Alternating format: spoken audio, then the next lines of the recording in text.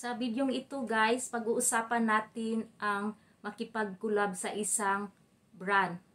So kung kayo ay nakatanggap ng email galing sa influencer marketing, pero scammer pala siya, sa panahon ngayon guys, kailangan tayo maging alert at wag basta-basta mag-reply kaagad o gawa ng action yung mga email na natatanggap natin. Kasi nga, tayo excited kaagad. Marami na kasi ngayong ways na ginagawa ng mga scammer na parang legit siya, yung mga email na nagmukhang legit. Ipinapadala nila sa mga, especially sa mga digital creator, sa mga YouTuber, TikToker, at sa iba-iba pa. Meron akong mga tips na yung fake email. Isa guys, ang tandaan ninyo, legit na organisasyon ay magpapadala ng domain name nila, ng company nila is pagkatapos ng symbol at. For example, halimbawa, yung good email guys, katulad ng mga brand name like Nike.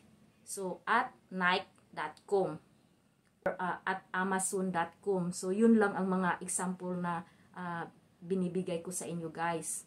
So, yun ang tandaan ninyo. Kasi nga, meron akong natanggap na email recently, nagpapadala sa akin like from Geek Squad.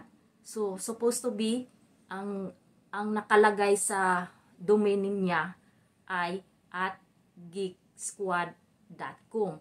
Pero, ang nakalagay doon sa email guys is from at iCloud.com. So, hindi sila magkatugma. So, yun ang isang fake na email. Hindi yun totoo guys.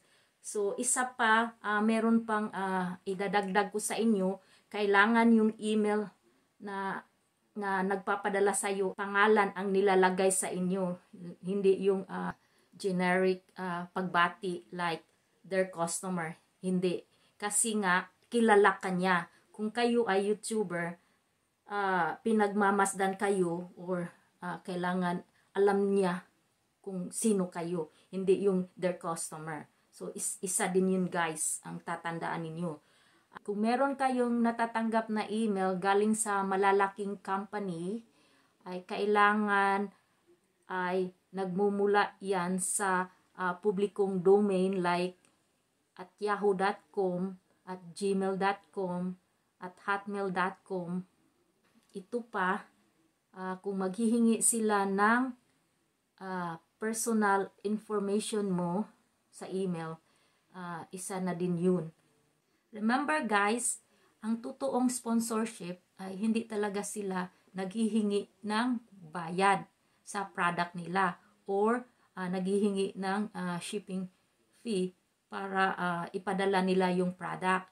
So sila mismo ang lumalapit sa iyo. So ikaw ang nag-i-effort na gagawa ng content para sa product. So ikaw talaga ang dapat bayaran. At suriin din ninyo guys yung email na merong wrong spelling tsaka wrong grammar. Take note guys, wag na wag ninyong i-click yung suspicious links or attachment kasi pag na-click na ninyo yun, yun na pala yung bypass ng mga login natin. Remember guys, ang mga scammer, nirarush nila tayo na mag-reply. At isa pa, binibigyan tayo ng malalaking offer. Kaya, naluluko tayo dyan.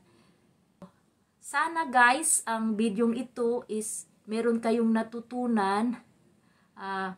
Please don't forget to give a thumbs up kung nagustuhan ninyo yung video ko. At please, subscribe kung hindi pa kayo nakapag-subscribe sa akin. And thank you for watching guys. Wala kayo, wala din ako dito. So thank you sa lahat-lahat sa mga viewers ko. At remember, tayong lahat ay may kakayahan. Bye-bye! mga legit Hotmail, YouTube, na YouTube, yung public domain niya ay laking remember guys, ang totoong sponsor